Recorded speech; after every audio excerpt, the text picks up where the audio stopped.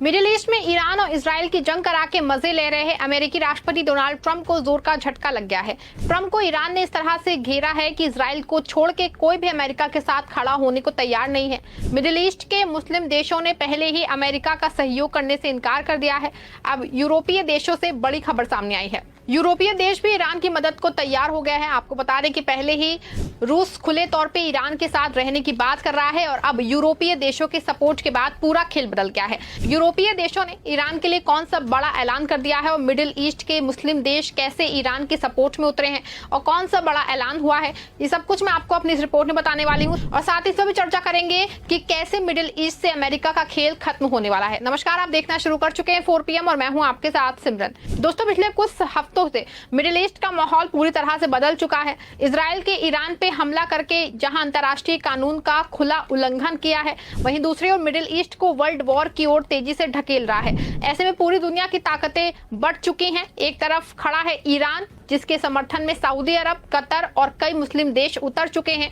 दूसरी तरफ अकेले पड़ गया है अमेरिका और इजराइल के लिए उसकी साम्राज्यवादी नीतियां अब उसके ही गले की हड्डी बन गई है। आपको बता दें कि जब 13 जून को इजराइल ने ईरान के परमाणु और सैन्य ठिकानों पे बड़े पैमाने पे हवाई हमले किए, तो इजराइल का दावा था कि ईरान परमाणु हथियार बना रहा है और ये हमले उसके अस्तित्व की रक्षा के लिए हैं, जरूरी थे। लेकिन सवाल ये है कि क्या इजराइल को किसी भी संप्रभु देश पे बिना किसी ठोस सबूत के हमला करने का हक है?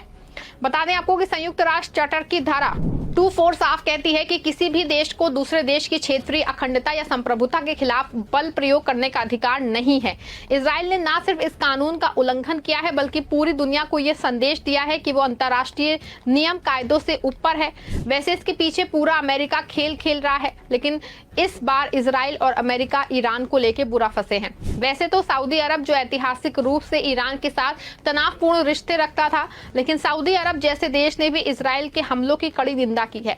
सऊदी विदेश मंत्रालय ने इसको ईरान की संप्रभुता पे हमला और अंतर्राष्ट्रीय कानून का खुला उल्लंघन बताया है। कतर, बहरीन और संगठन ऑफ इस्लामिक कोऑपरेशन ने भी यही रुख अपनाया है। आपको बता दें कि पहली बार है जब मिडिल ईस्ट के खाड़ी देश इतने खुले तौर पे अमेरिका के खिलाफ और ईरान के साथ खड़े दिखाई दे रहे हैं। बता दें आपको, ये एक ऐतिहासिक क्षण है, क्योंकि सऊदी अरब और ईरान जो दशकों से एक दूसरे को प्रतिद्वंदी वो रहे हैं, अब एकजुट होकर इजराइल और इसके पीछे खड़े अमेरिका को करारा जवाब दे रहे हैं। आपको बता दें कि यही बदलते मिडिल ईस्ट की तस्वीर है, जहां साम्राज्यवादी ताकतों की मनमानी अब बर्दाश्त नहीं की जा रही है।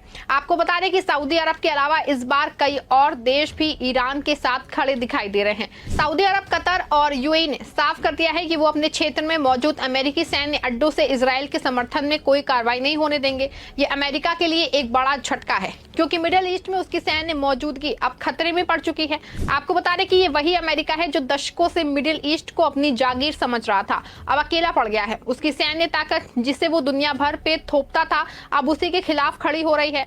और ये सब इसलिए क्योंकि ईरान ने हिम्मत दिखाई है और साम्राज्यवाद के खिलाफ डट के